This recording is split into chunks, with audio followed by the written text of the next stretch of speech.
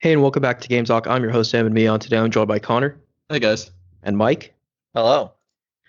And it is that wonderful time of the year again. E3 2021 is upon us. A little weird this year, like E3 has a lot. I think E3 has lost a lot of like the hype and the clout associated with the event over the years to where like this one's a completely virtual event, obviously because of COVID. I believe last year it didn't even happen, right? No, it didn't happen at all last year. Canceled outright. So this is a sort of return for E3 digital event. Most of the big players will be there. I say most because I think Sony's continuing their new trend of just not paying attention to E3 and doing their own events. But I expect to hear something from Sony regardless, even if they don't have an official presence at E3. I forget, So- is Nintendo quote unquote at E3 I or think are they just Nintendo doing is at E3 this year. Okay. I think that they're scheduled to like have an event. but it's just gonna be a um, direct, right? Like Yeah, it's always just a direct. But like as always, before E3, we like to go through and make some juicy predictions and then see if those come true. And I think this year, especially, like it's different because there is no Bethesda show now, right? It's like looped into the Microsoft show. It's going to be a Bethesda because Microsoft bought Bethesda, right? So Yeah. I think that's for the essentially best. two full-length conferences being smashed into one now. Well, Bethesda's conferences always felt a little I felt like the first felt year they padded. did it, it was justified, but every year after that, it was just like you don't have really. I feel like 'Cause, they didn't yeah, have I nothing mean- to say. It's been 10 years since Skyrim came out. They're not working on a Fallout game. Are they gonna talk Starfield maybe? They have Like, to. Definitely. They have to. If Starfield doesn't show up at E3, it's just like, what's the point? Like, it's time for Starfield.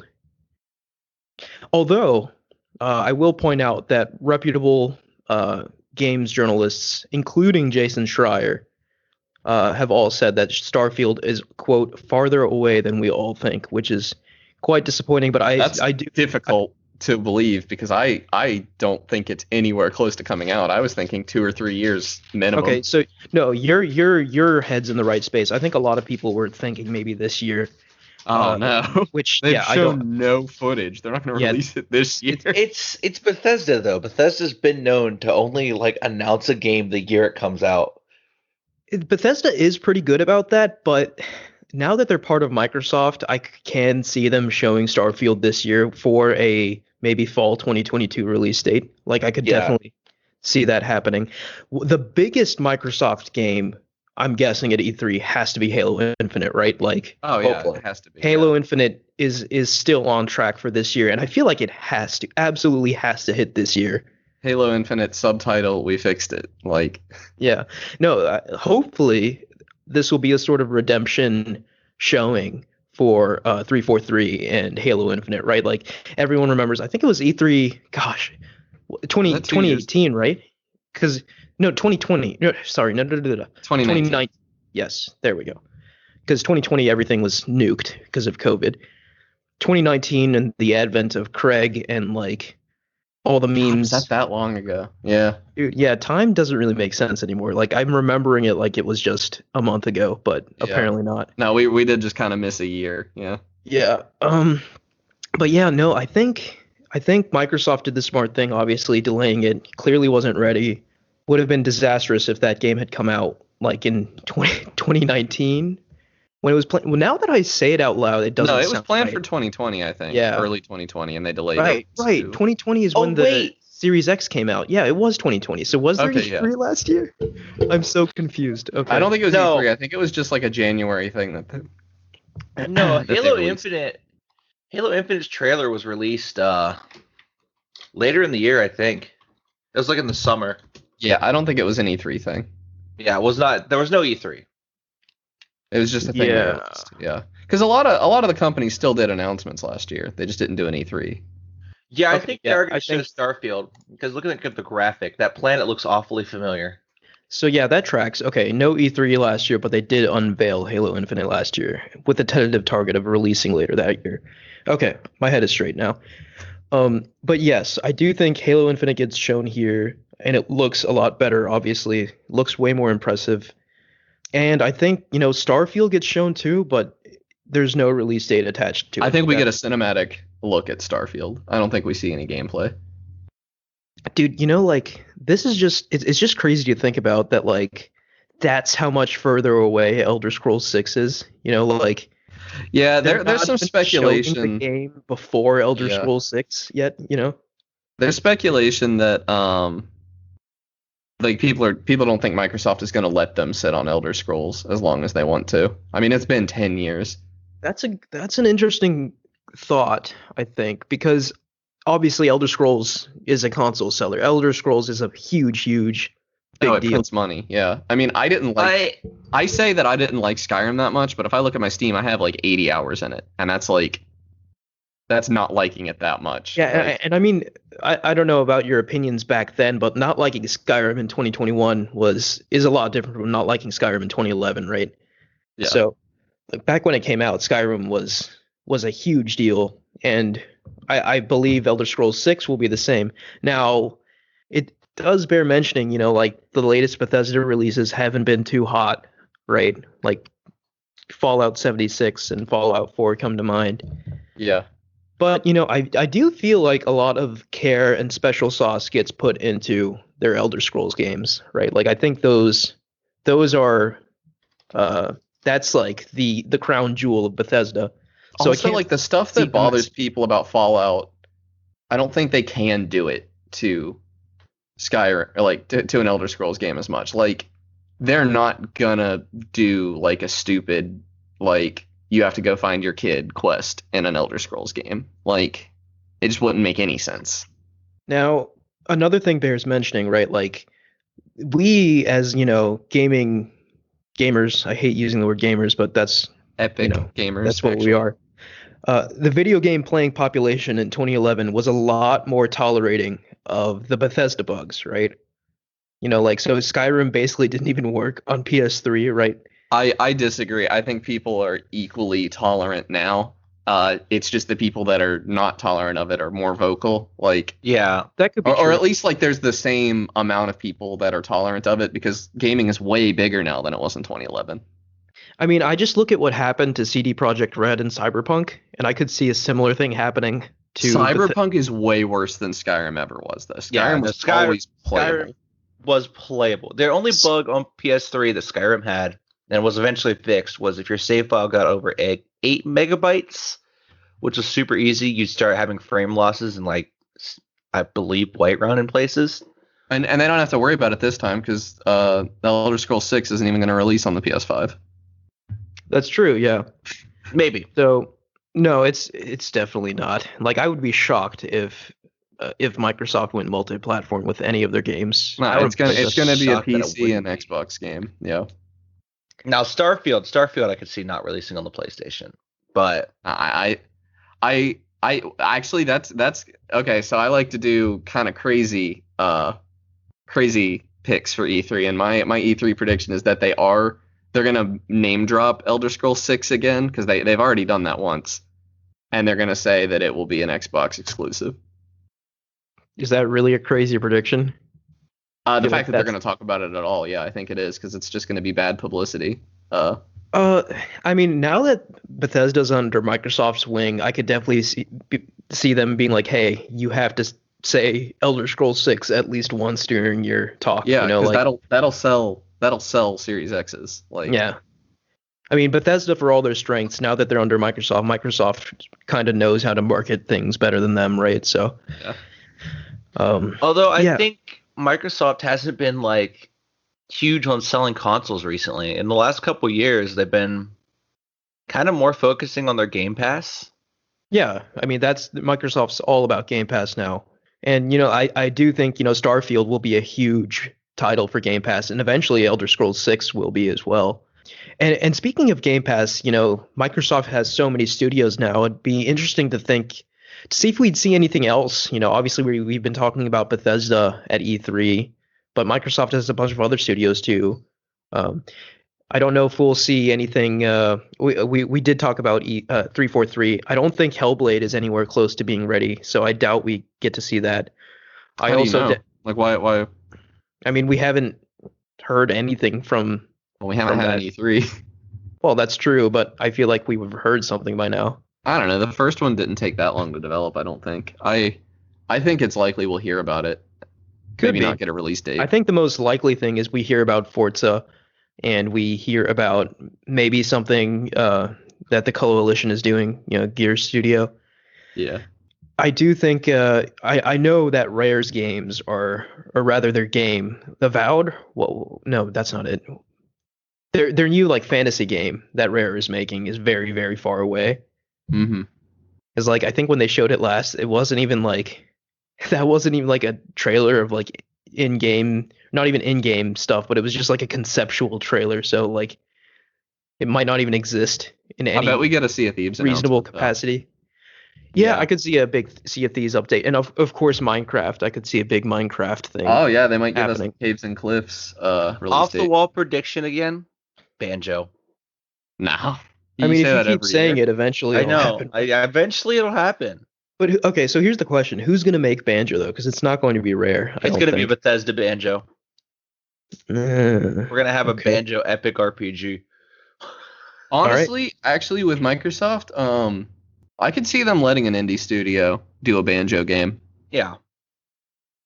Like, Yeah, they would give it to an indie studio and then pump them full of money Yeah. to make it. Although I think Rare owns the IP, not Microsoft, but oh yeah, and Microsoft well, doesn't own Microsoft Rare, do owns they? Rare. yeah, I think Microsoft So- owns Rare now. So Oh, by- well then, yeah, so it's a non-issue. Because, like, that's becoming more and more of a thing lately, as, like, companies being willing to, like, loosen the reins on an IP Yeah. a little bit and let an I indie think take a so. swing. Because I mean, the fact that Nintendo let an indie Zelda game get made is Yeah. just insane. I still, like, I see even that though on my it's not Switch like every once in a while. an I'm like, actual, it's not a traditional Zelda game, right? But it has the word It- Zelda in it, right? well, it has dungeons. It has an overworld that you explore. I mean, it's not a straight up traditional Zelda game, but I don't think this would be a straight up traditional Banjo-Kazooie game either. Yeah, and just to get back to Rare for a second, I really don't think they're interested in Banjo-Kazooie anymore. Because like Rare back in the day, back when they made Banjo, was a very different company, right? Like most of the staff that made Banjo split off and made Playtonic, right? Yeah, and did a for really ukulele, Yeah. which And then followed it up with an didn't excellent work game. I great. don't want to dunk on Playtonic. Right. Yeah. But Their yeah, second I take don't was think amazing. Rare is interested in it anymore. They're far more interested in their service games like Sea of Thieves, and I'm assuming their new fantasy game will be like that too. I'm so sick. I'm putting it on my bingo list and probably my binge drinking list. Anytime a live service game is announced or an update for a live service game is announced, Yeah, that's a shot. Yeah, that's fair. that's a shot. There's If you want to die. Yeah, if you So want to die. speaking of live service games, like I mean Ubisoft will be here too, right? Like, and when we say live service games, I think of Ubisoft. That's kind of their bread and butter, I think. And they even said, I think they said in one of their latest like conferences that they're going to be focusing more on live service games going forward. I think we brought that up on the show. I'm If so they sick of even live say services. Rayman's name, you have to drink an entire bottle. Yeah. Yeah, Rayman's not showing up, unfortunately. I miss him so much. I I feel am like Rayman's just gone for the foreseeable future. He's not gone. They still make mobile games, but they're not going to talk about that at E3. Yeah. I am And- so ready for the next live service game announcement because I'm not going to touch it. I hate live service games. It's so obnoxious. But you play don't you play Warframe. gosh, Warframe, yeah. The thing is, Warframe's free. Yeah, So but are most live live service service games. games are too. None of the Ubisoft ones. I don't even play that much Warframe anymore. I only go back into it occasionally. But Mm. the thing about like live service games, especially when they launch, is that you get maybe 30, 40 hours of gameplay. Then you got to wait a year for more content to come out. That's not a. I mean, for $60, that's a fair amount of gameplay, assuming it's all good. Yeah, I mean, this is kind of a separate discussion, but my main issue is that like most of the live service games I've tried at launch at least are like a shell of what they should be. Yeah. Right. And then the content eventually comes, but like it's more like they're selling a promise rather than an Yeah, actual game. I'm not keen on a promise. I don't want to I mean, wait. I always 2 just years wait. for a game to be good. And I then just wait 2 until they're years good. in, Yeah. and then 2 years in, you have to play catch up for 2 years of content. Actually, my strategy's always been wait until they finish the game, and then they typically release the first part for free. I play that, I realized I didn't like it to begin with, and I never played the actual game. That's been my Yeah. strategy for like all of them. Yeah, I mean, yeah. I don't want to get too deep into it, but Yeah, it's not an What are E3 the? prediction. My E3 prediction is that Mike is disappointed when they announce a bunch of live service games. Yeah, no. I'll also be disappointed when they announce another looter shooter. do we think Ubisoft announces new Assassin's Creed this year, or are they taking this year off, you think? I think this is your Nah, year they're off. gonna show an Assassin's Creed. I think. Oh, Oh, you both this said is- different things. Okay. This is your year off, isn't it? What came out Valhalla last is- year? Valhalla came out last year. Oh yeah, probably is. Well, they'll probably talk about what the next one's gonna be though. It's just not gonna come out this year. We're gonna get a Battlefield reveal. That's 100%. Well, that's EA. That's EA, right? Yeah. So yeah, I mean EA will be here too, certainly. Yeah, I mean EA destroyed Battlefield 5, so they need to pinch off another one. They need to do a good one. I mean, I don't know. I think this one's got a lot of hype behind it, right? They're saying once again it'll kill Call of Duty.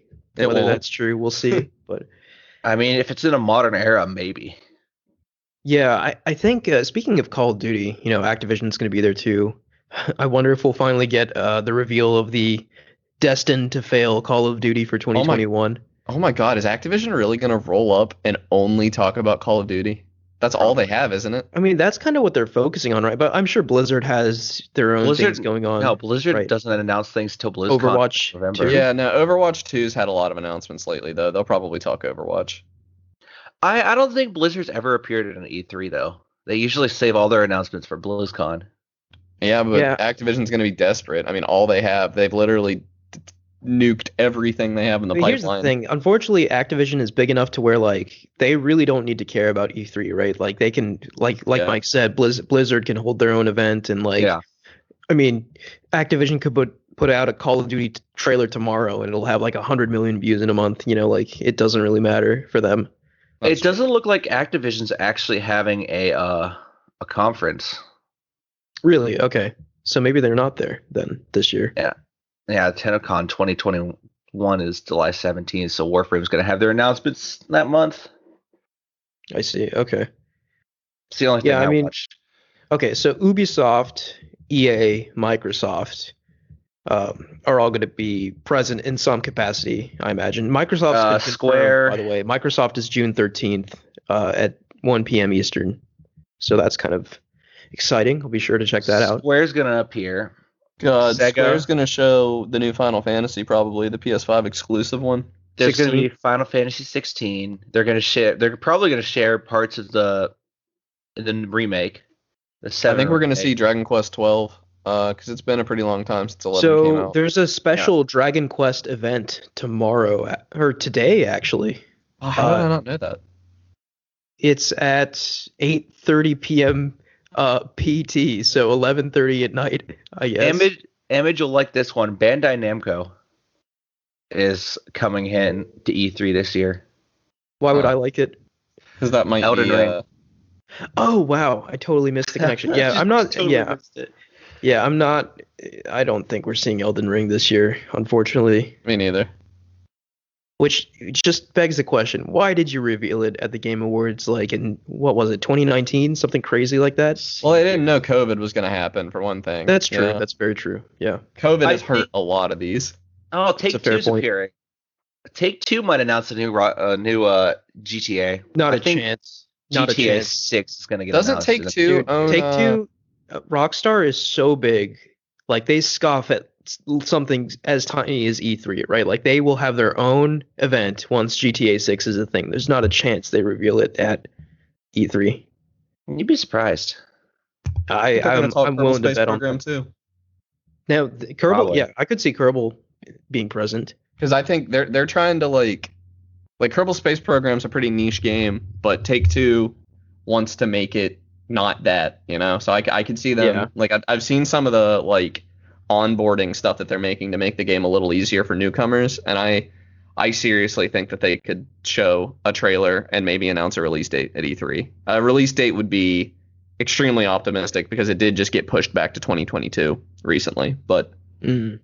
Gearbox is making an appearance, and I bet it's just going to be Randy Pitchford up there, literally just talking out his ass for 3 hours. yeah. Oh, this Hoping- is the next Borderlands game. I hope you're ready. I know the Yeah, I last don't one know. I'm was kind of not good. I'm over Borderlands. They need to do something more interesting, in my I'm over opinion. Randy Pitchford. I've been over Randy Pitchford. He's he takes things that everyone loves and just ruins them. Didn't he get caught with child porn or something too?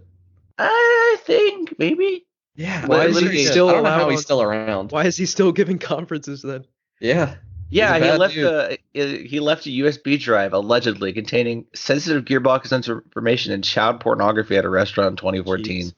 Yeah, he's a bad dude, and he shouldn't be allowed to be outside of prison, let alone. No, Pitchford clarified that the film on the USB drive was not child porn and stated that he had saved the pornography for the purpose of studying a sexual act performed by the female actress that he claimed to be similar to a magic trick. What?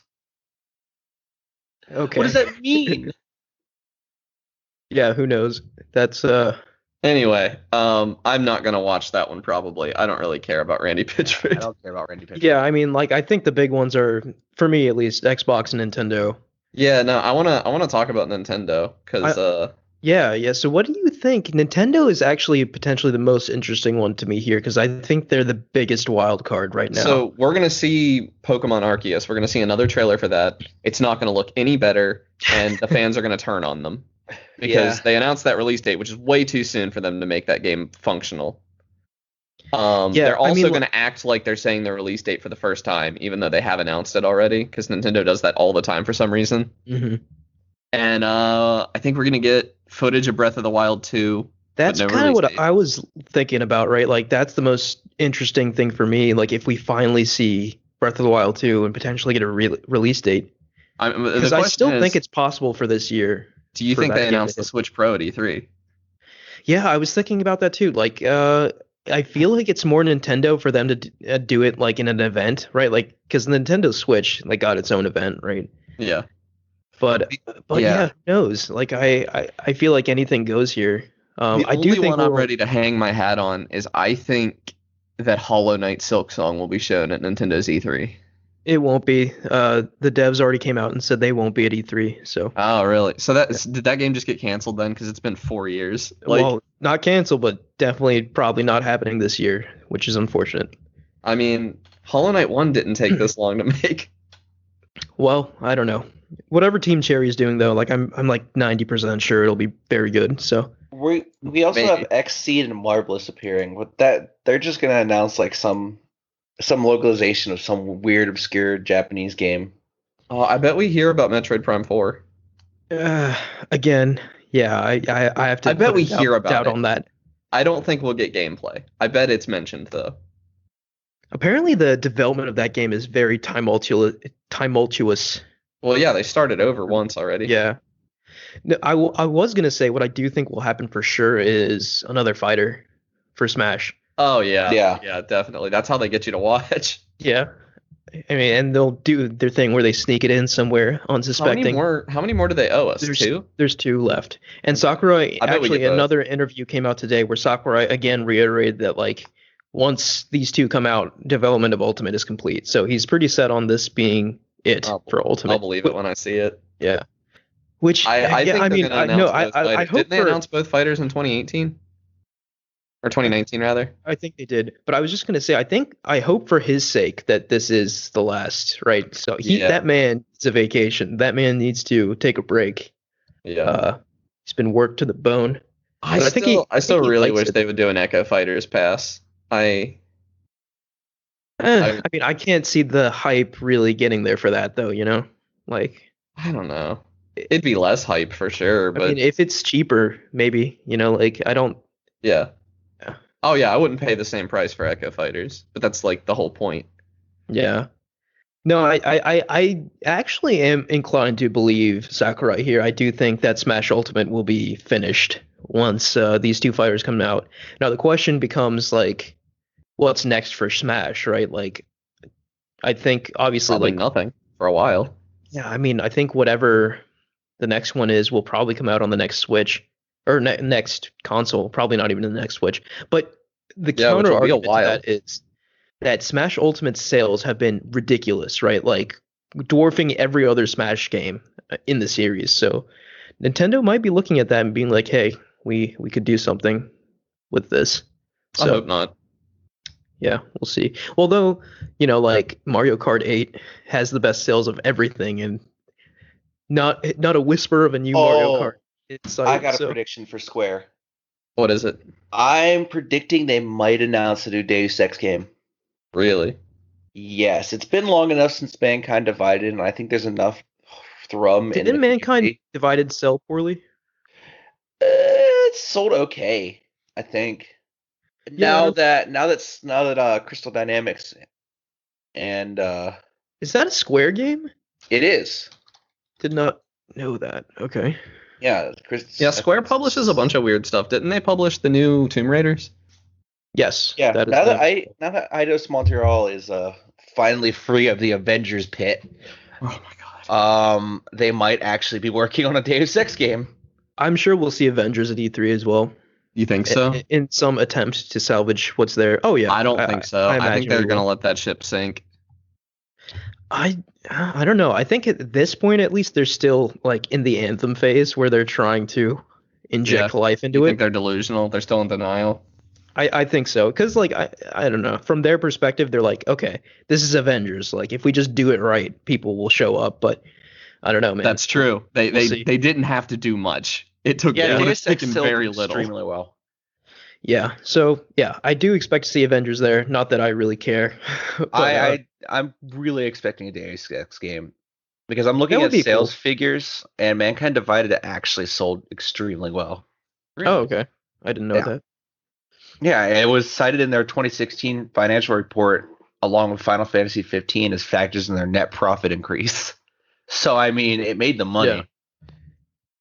That's Oh, good. this isn't E3 related. Is Sega coming to E3? Did they do that? Yes, I think they're coming. Yeah, Because it's Sonic's 30th anniversary, and there's actually a There's big an event show tomorrow as well. right? Yeah, a big show tomorrow, the 27th of May, because we're recording this long Just before. incidentally, there are so many things happening tomorrow, the 27th of May. We're getting like that Sonic announcement. Dying We're Light getting 2 and Horizon Forbidden yeah, West. State of Horizon Play. Forbidden West, which personally I'm most excited about that. I'm gonna And level then with the you next guys. day, we I'm get embarrassingly Far Cry excited 6. for Sonic. I know you are. We all know the kind of degenerate you are, Connor. I don't even consider myself a Sonic fan, but like I keep letting him burn. Like I haven't played most of the games. If they announce Adventure 3, I'll get excited. I think at best you'll get an adventure remake. Yeah. And my theory that what's going to get announced tomorrow is they're going to announce a remake of Sonic Adventure, and it's not going to sell well enough that we get a remake of Adventure 2 because nobody likes Adventure. Maybe I don't know, maybe man. they'll Like, maybe they'll pull a Mass Effect and just remaster both of them.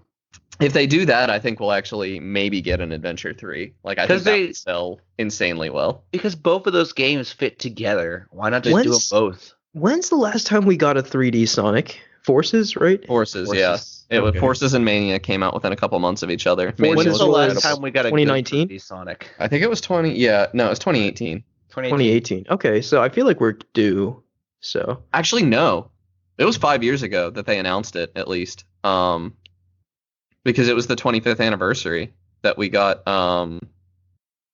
Yeah, we got Sonic Forces and Sonic Mania for the 25th anniversary, so it's been 5 years. okay, so it came out in 2017. I just looked it up. 2017. Wow. Jesus. That's crazy, man. Yeah, because I I'm remember we losing- were still I'm losing recording any- together. I'm losing any sense of time. I really am. Man, we were podcasting back then, weren't we? Yeah, no, we were Yeah. recording in the studio at WVU. Yeah. Oh my god, man, how we've grown. So I remember talking about Sonic Forces and how I was cautiously optimistic. God, dude, you do this to Retrospectively, give us yourself a every review. time. No, I actually defended it because they did release, and I'll still sit here and I'll defend Sonic Forces because they did release that game for $40. Dude, I don't think I'd pay $20 for Sonic Forces. Me neither. But the fact that they knew that it wasn't worth 60, I respect them for. Because I think you could guess. beat that game in about 2 hours. I remember when it Dude, came out, people were To beating be it. in fair, 4 I think it was free 1 month on PlayStation. I did give it a shot, and I just could not. I wouldn't have bothered. Sonic Mania is incredible though. That game. Oh yeah, Sonic a Mania is one of the masterpiece. best, According if to not the best. Sega, though, Sonic Forces Sonic sold games. well. I think I figured Sega out. So Sega will make a 3D Sonic game on like a shoestring budget, and then when it sells 3 copies, they could just say, "Yep, it sold well. Let's make another 3D Sonic game."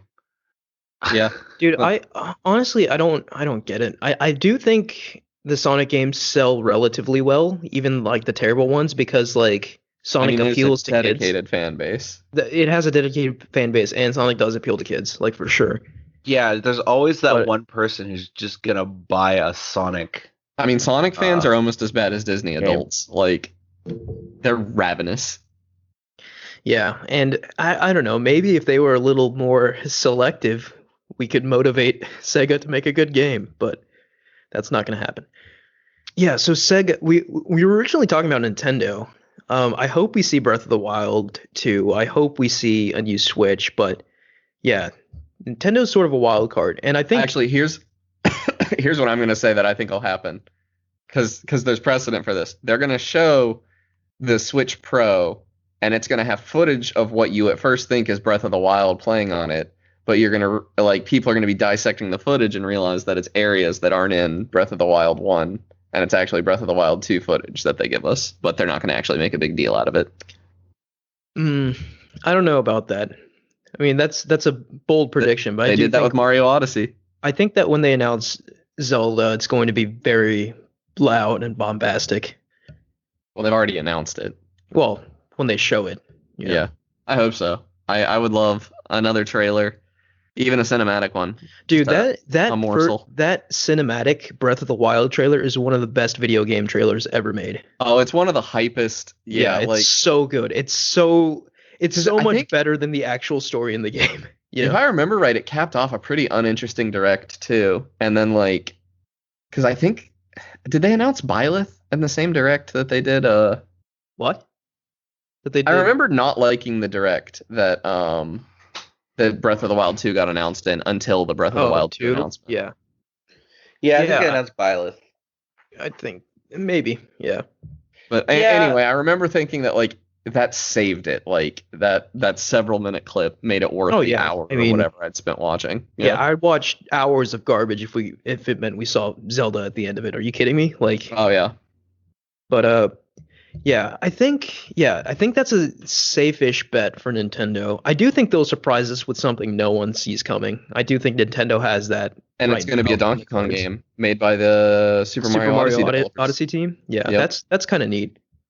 I bet they announced that at E3, and I'm excited for it. You know, I don't think Sorry, go ahead. I think a 3D Donkey Kong could be good. It's going to be I- 2D. Oh, it's going to be 2D? Yes. Where have we heard that?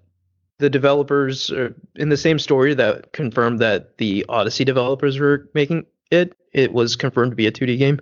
Those were rumors. Those weren't. They didn't confirm anything. I mean, it's basically. And also, It's basically there. I mean, what I read was that different sources were reporting that it was 3D versus 2D. There was no consensus. I would be all for a 3D game made by. Yeah, I think the they were only Odyssey saying it team? was 2D because it's Donkey Kong and Donkey Kong. Oh, okay.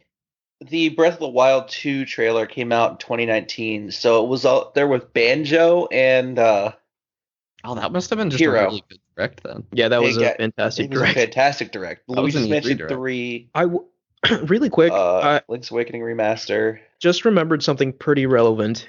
Really quick, back to Square Enix. There's supposedly a huge leak brewing for Square Enix, and one of the confirmed games out of that leak was a Souls-like Final Fantasy game. So Oh, it's I like a don't like that. That's a Final bad Fantasy idea. action RPG. So I don't know. Like I could get into it if it's good. Like if it's like a Neo type game. Like I love Neo. No, Uh, my problem with that is the Final Fantasy has drifted into a Souls-like has to have a dark setting for me. Yeah. So Souls-like is a very broad term, right? Yeah, So if, when I think if they're saying Souls-like- it's a Final Fantasy action RPG with dodge rolling, that could be good. so Calling that a Souls-like to me, Souls-like I is don't know extremely if stupid. Souls-like it doesn't imply the atmosphere to me personally, at least, because like I think Jedi Fallen Order is a Souls-like. Like the inspirations are clearly there, Yeah, but it's not I- like a dark. I just setting. hate the term Souls-like because Dark Souls was not the first game, or Demon Souls even, to be like it's just a 3D action game with a dodge roll. Like Well, I think it's more of just the exploratory nature of it with the boss fights and everything taken together, packaged into one term, which is I soul guess. play, Yeah. whether it's appropriate or not. But Anyway, yeah, if that's what it is, I could be down, but I don't. Final Fantasy has always kind of flubbed the like they tried to do it a bit in Final Fantasy 15. They tried to do a darker atmosphere, and it worked okay for a short amount of time. But I think if they had tried to do a whole game like that, it would have been not great. yeah, I mean, we'll see. I mean, there's a reason why like From Software is seemingly the only one who can really nail it. Like Fallen Order is a great game, but I don't think it holds a candle next to Dark Souls or Bloodborne or anything like that. So I'd be at least be interested to see their attempt at it. And I think another company that bears mentioning is Sony, even though they're not going to be at E3 proper. I do think we'll get some sort of maybe like brief video presentation from them, because I do think they've really gone the Nintendo route of just releasing, Sony state of plays throughout the year and just sort of ignoring all major events. So we'll see like the Last of Us remake. We'll see. I don't think we'll see that revealed until the HBO series is like imminently coming out. I Oh, really really? don't think we'll hear from Naughty Dog at all. Especially because we just got a big update from Naughty Dog. They released a PS5 patch for The Last of Us Part 2. So it runs at 60 now on PS5. Mm-hmm. Yeah. So I don't think we'll hear from Naughty Dog. I do think maybe we'll see a brief God of War teaser from Sony Santa Monica, because I don't think that game's coming out this year. Maybe like a teaser for next year or something to You think a just teaser for Spider-Man 2? whet our appetites. It's weird. Like, I don't think so, because I feel like Ratchet is in the spotlight right now.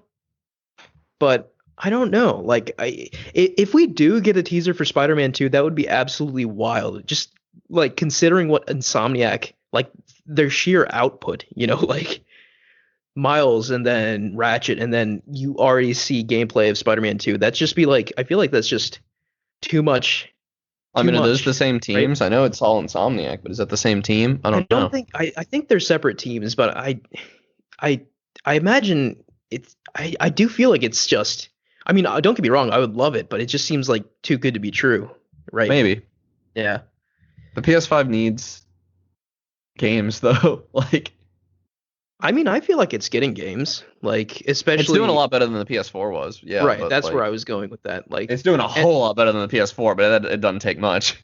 I mean, but certainly the games are coming. We know, like, Yeah. the big, and obviously Horizon is probably going to come out later this year, especially with that direct or state of play happening tomorrow. Very excited for that one. But yeah, these are all known quantities, right? Like these are all sequels to things that we know exist, God of War, Spider-Man, Horizon. And we did get something new with Returnal, which I very much appreciated, but Yeah, like I saw some footage of Returnal. That game looks amazing. it's great, dude. People are a bunch of babies playing that game, I tell you what. All I see Well, is that's every roguelike. People are Yeah. terrible at them. yeah. But no, I am interested to see, because I did see a statement from Jim Ryan saying like yes, we have like a bunch of sequels to our IP in the works, but we have just as many new IP in the works as well. So I'm excited to see some fresh new things from Sony as well. Even though I love the direction they went in with PlayStation 4, I think if they introduce some new blood into that formula as well, I think they'll have a really good strategy. So yeah, I don't know, like a wild out there prediction, maybe Sony got their hands on Metal Gear Solid from Konami. They're making a Metal Gear game. Who knows? That Do you think could they'll be- talk PSVR 2? PSVR 2? No, I think that gets announced next year. Okay. I feel like 'Cause that gets my- announced this next is year, like- and I think that Half-Life Alyx will be a launch title on PSVR 2. that'd be interesting. I do think Sony will have some significant first-party support behind the PSVR 2 launch.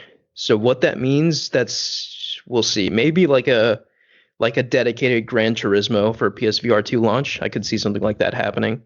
Or maybe, someone making a first-person story-based game for PSVR, much like their traditional story-based games on PS4. So I don't know. We'll see. I do see them supporting it though, at launch. with a first party game.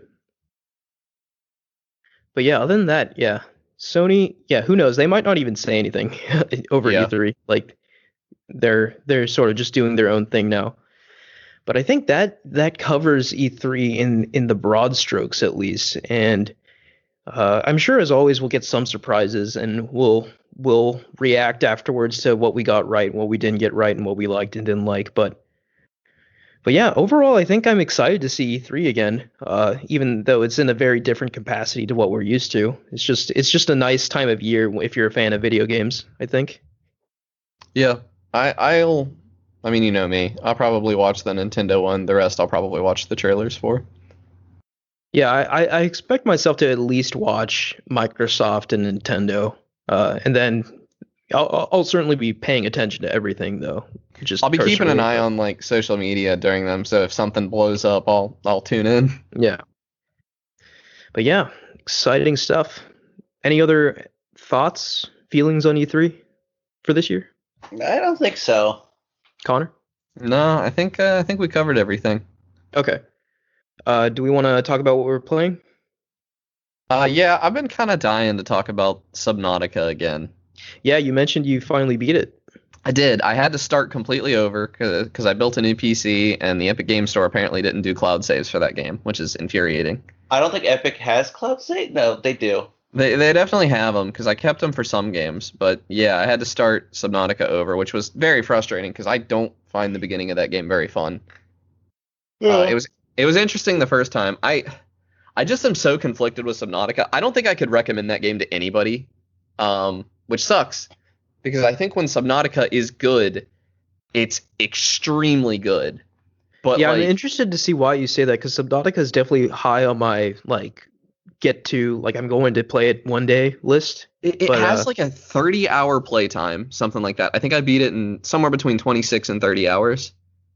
10 of those hours are incredible, and 20 of them I hated every second of. Like, but so I felt like I what's had to like play the them to get moment to the to good moment part. gameplay, right? It's a very exploration based game, kind of like Yeah, and No the Man's Sky. exploration is extremely good.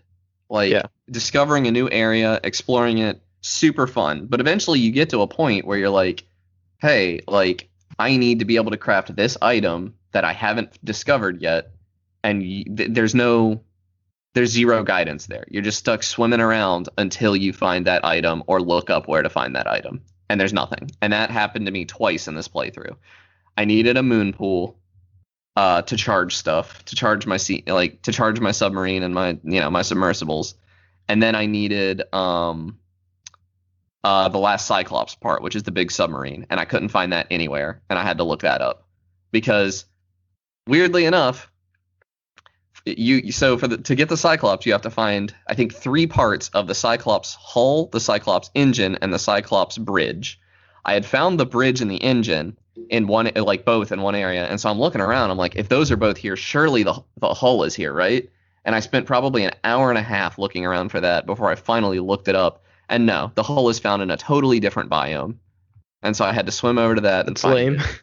Yeah, extremely lame. And like, okay, so here's my thing. This is a solvable problem. Extremely, like, design-wise, extremely easily solvable. Development time, I don't know. But this was an early access game. You know, they had the money. They could have fixed this. The locations are nonsense. The locations you find an item have nothing to do with that item, with one exception. You do find the prawn suit in the prawn suit bay on the Aurora, which makes sense. That is the only time in the entire game that they do that. Now, there are a couple of times where, like, you scan an item that is complete, not salvageable. Like, you find a couple of bases and stuff scattered around, and you scan those, and you learn how to build the bases.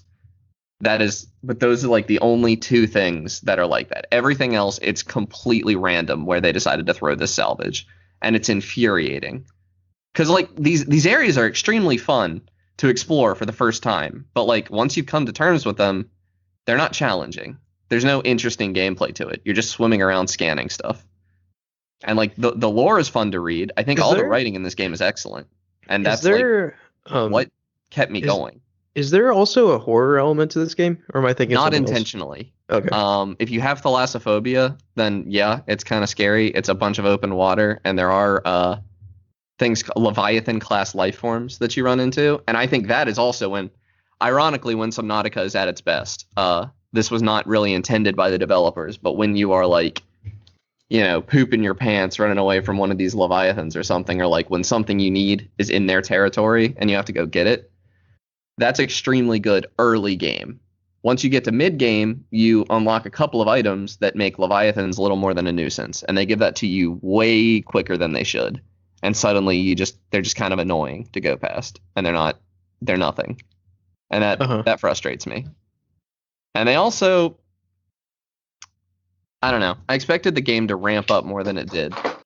You spend the entire game crafting the same things out of the same materials. Like, the very last thing you build in the game is the rocket to leave the planet, and like, it requires mostly the same resources you've been using the entire game. There are no rare resources in Subnautica. They're all extremely abundant, and like, it just takes a while to grab all of them. Like, I think the idea was that it was supposed to be a victory lap. Like, where all these items are, you've been to all these biomes, you've explored them, but that was true like 10 hours ago. Like, and you're just making me like I solved the interesting problem. The interesting problem is that there's this disease, and like, learning about all this stuff about the planet and learning how to survive in this place.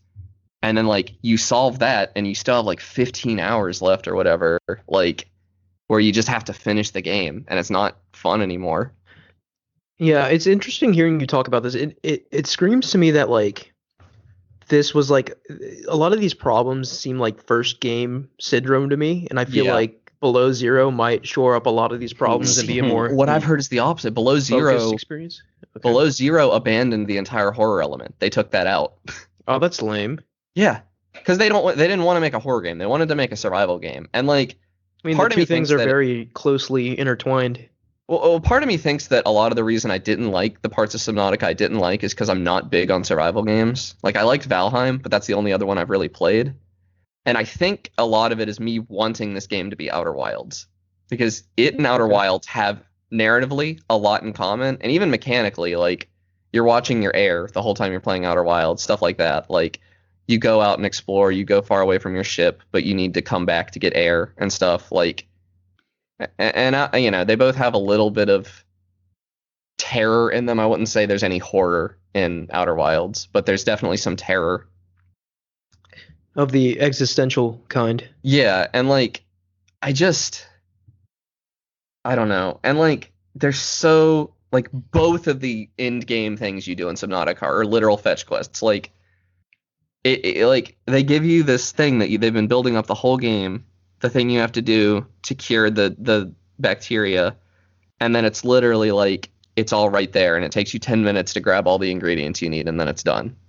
And it's kind of, I don't know. And also, the last, like, the final area is really, the final area is like the least scary area in the game. Like, you go down through this really cool, like, Tartarus looking area. Like, it really feels like you're descending into hell, kinda.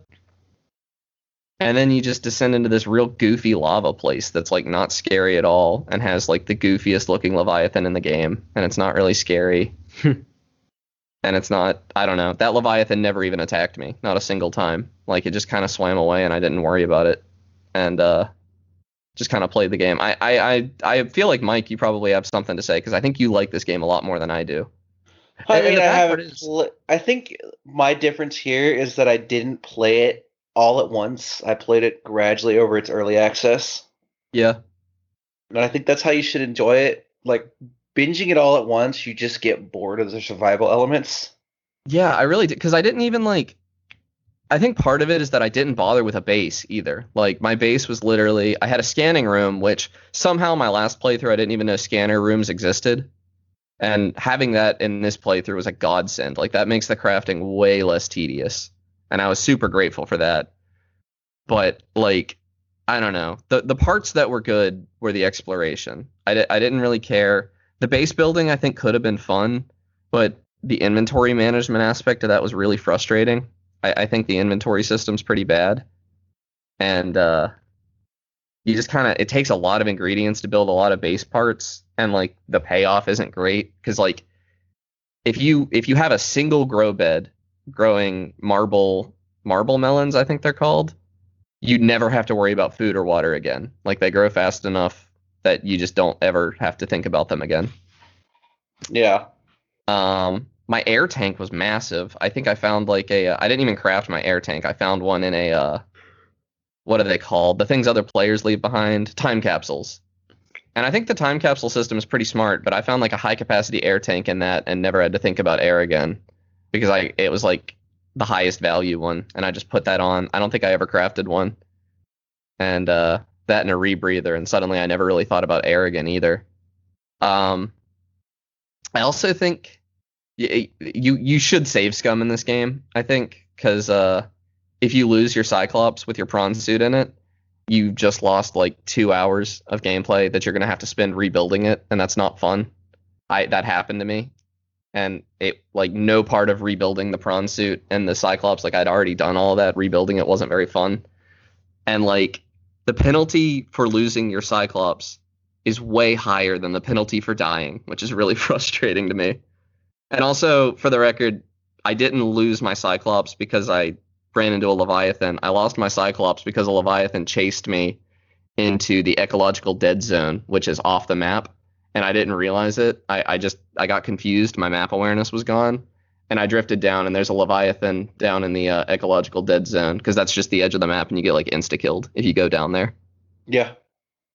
And so I couldn't even retrieve anything off of my Cyclops. Like, it was just gone. And I was extremely frustrated, and my last save had been 3 hours ago. So I don't know. I don't understand why this game is so well liked, really. Or I do. I understand perfectly well, because the good parts of this game are like 9.5 out of 10. Like, if this game was 20 hours shorter and was only like the exploratory parts, then I would have paid whatever amount of money they wanted for it, and it would have been like a 9 out of 10 for me. But because all the rest of the game is there, it drops to like a 5 or a 6, I think. Interesting. Yeah. Yeah, I don't know. Like, it's kind of disappointing to hear that you've heard at least that Below Zero, the sequel, suffers from a lot of the same issues.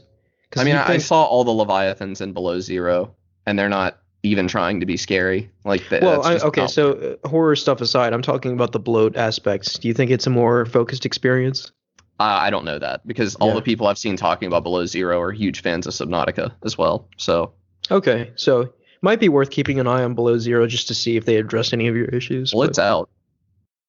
Oh yeah, I forgot it is out. Yeah, I thought about picking it up because if it, I was looking at reviews for it because I thought like if it did fix my issues, like if it was a less bloated game, I think I would like it more. But I saw that they actually took out all my favorite stuff. Like they took out the Cyclops, which is my favorite vehicle to drive.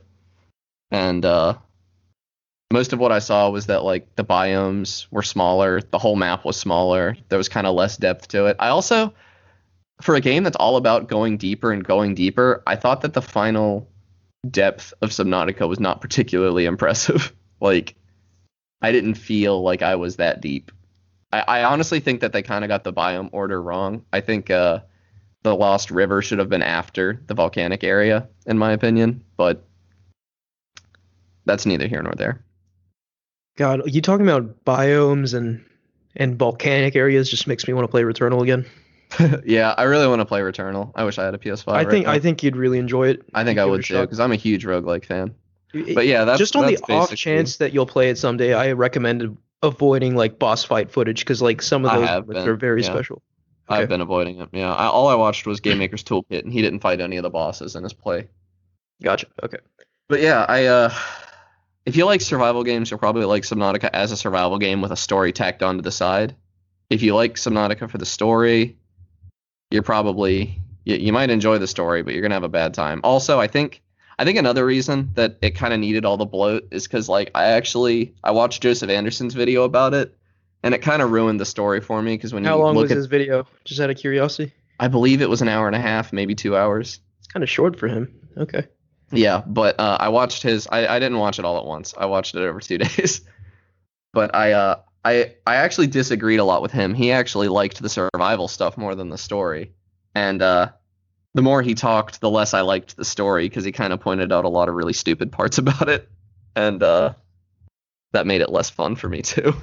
So I think the story might not be as good if you could actually experience it all at once and like connect to the dots, which is a shame. But the writing, like the individual instance writing, like the characters in the game are extremely well written. I thought that was super fun. The world building was really good.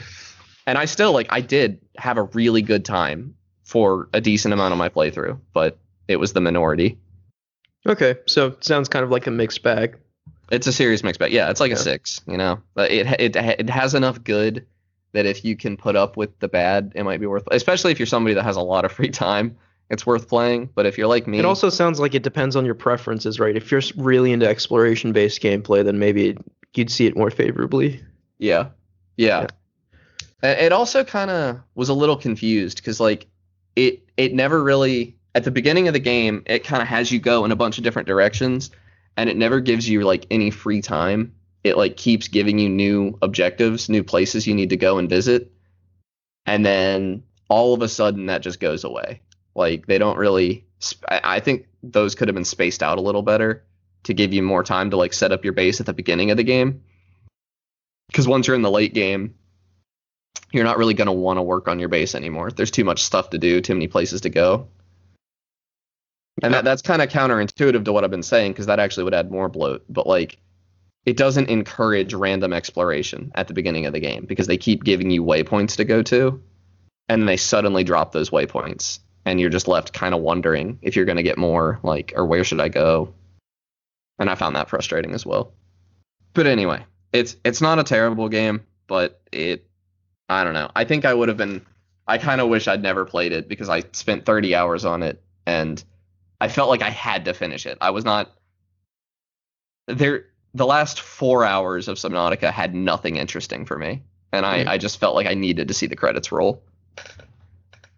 Yeah, I get that. Sometimes you feel like you've just invested I'd put so too much time into you should it. just get over with. Yeah. But like building the rocket, that whole part of the game just doesn't need to be there. Building the rocket at the end. It just felt completely superfluous. It was a bunch of doing the same stuff you've already done, and then the rocket flies away. The cutscene's not even that interesting. So then it just makes me think, for the sequel, do you crash on another aquatic planet or something? I don't know. It's Below Zero is the same planet. It's a prequel, I think. Oh, okay. No, Below Zero is a sequel. Oh, it is? Yeah, it's same planet, just on a different area of the planet. Yeah, I know it was on like a polar ice cap, but wait, how long into the future does it take place? A couple years. Because like part of the canon of the first game is that there's like where you land is the only place on the planet that has any life. I think Below Zero takes place a little while after. Hold on. It would have to be a pretty long time for life to like restore to a meaningful way on an entire planet. I don't know. They might just retcon it a bit. Yeah, they probably writing's retconned. The canon is not interesting enough to not retcon, in my opinion. So, I mean, they retconned Below Zero's story. really? Yeah, originally it had a story where you like had a base or something, and then you fell into a cave, and then it just kind of fixed it. Okay. Well, anyway, Mike, what have you been playing? Other than Mass Effect, I started Mass Effect Legendary Edition finally, but Nice. I took a blast to the past and started playing Turok 2 again. This What? is it's a shooter from 1998. Turok 2, Seeds of Evil. Okay.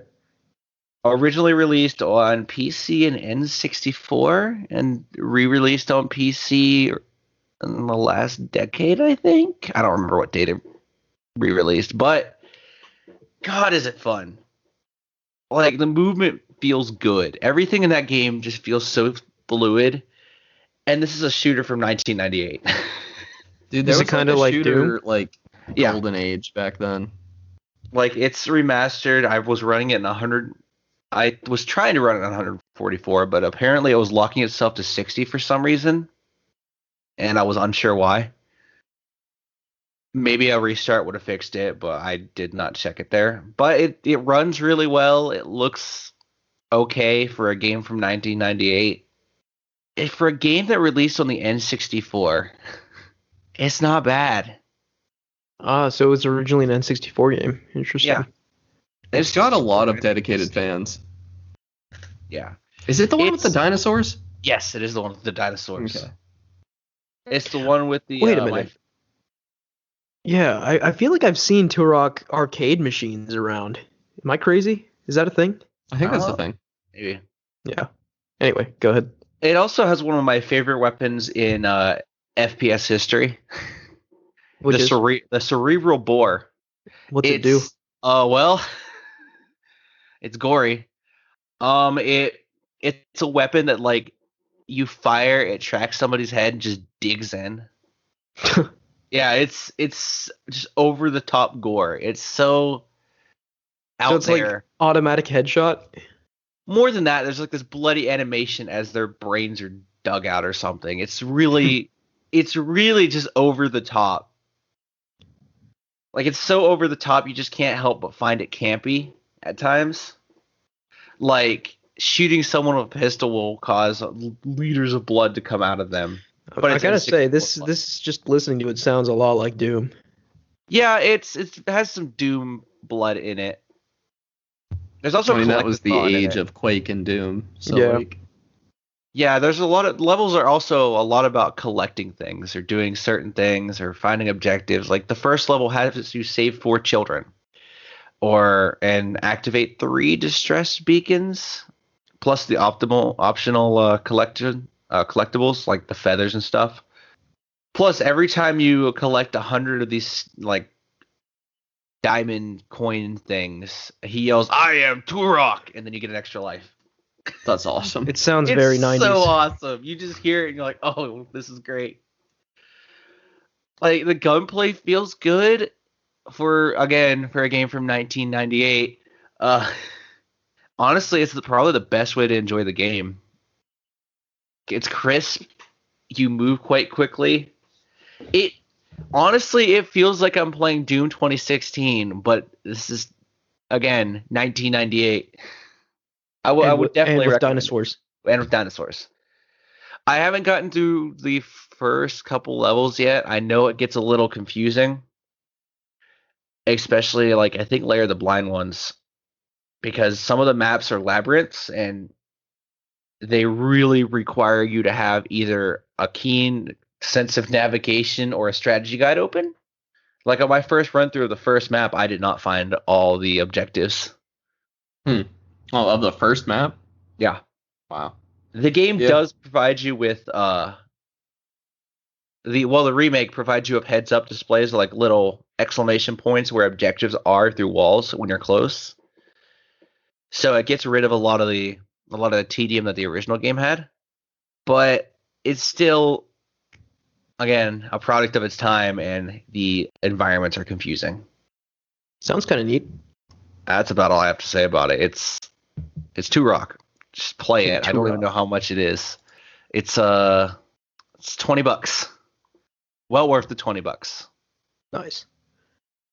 Okay, so I've been playing Mass Effect Legendary Edition, much like last week. I have completed Mass Effect 1. Actually, I've platinumed it, and I moved on to Mass Effect 2. I'm just digesting you're steamrolling. I'm These just, are not like, short games, are devouring they? these games. Yeah, Mass Effect 1 took me 30 hours to beat, and I'm like 13 plus hours into Mass Effect 2. So, dude, it's crazy actually. Like, ever since Returnal came out, I've just been like capital G gamer mode. Like, I've been I've been in a mood playing for it so many recently. video I've been games. digging into my backlog lately. Well, it's not even a backlog for me. Like, I played Returnal, and then the Mass Effect collection came out, so I'm going to play 1, 2, and 3. And then by the time that's done, Ratchet and Clank will come out. So I feel like I just have tons to play, new things to play, which is exciting. But yeah, Mass Effect, it's really crazy revisiting Mass Effect 2, which, at the time was my favorite one, and I still think it is. I'd have to complete it to be sure. But like, back in the day, I played Mass Effect 2 first. That was the first one I played. Then I went back to 1 and then played 3 when it came out.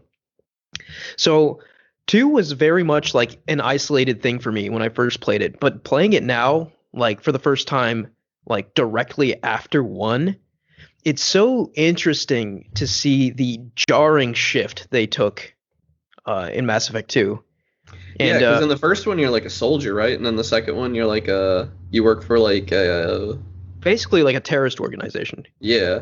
So yeah, I don't know if Connor you care about Mass Effect spoilers, but I kind of want to talk I don't care story at a little. all. Okay. I'm never gonna So- play these games. Yeah, so at the end of Mass Effect 1, so the overarching story of Mass Effect is stopping the Reapers, which is this sentient race of machines that cleanses the galaxy of life every 50,000 or so years, right?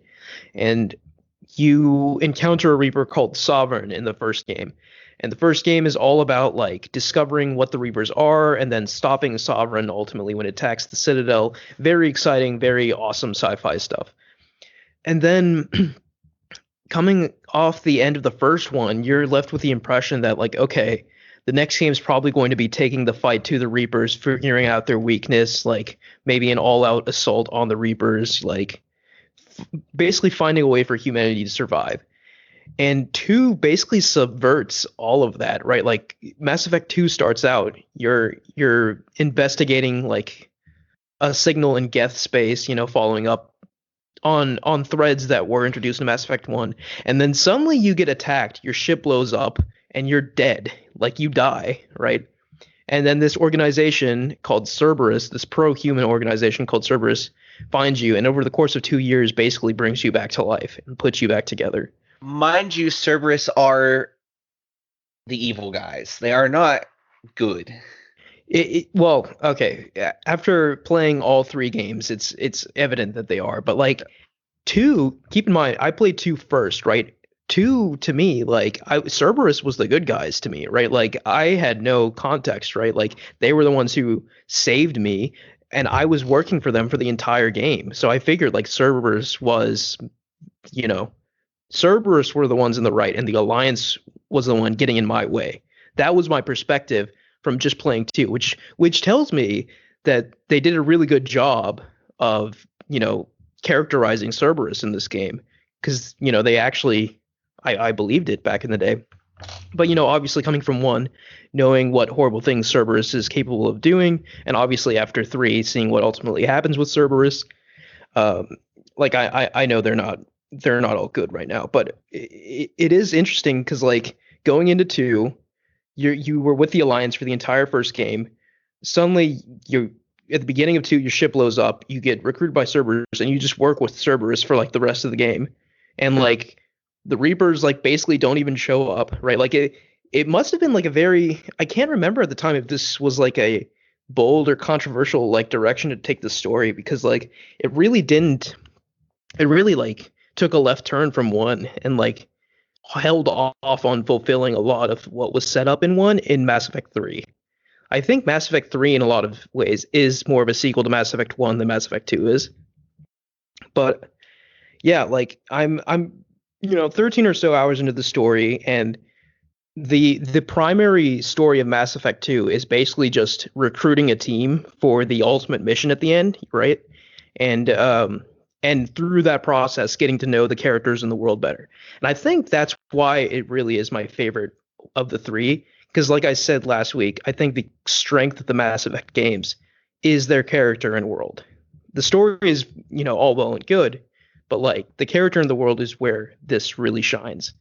And Mass Effect 2 is all about that, forming connections with your squad mates, doing their loyalty missions, recruiting new squad mates, and all that jazz.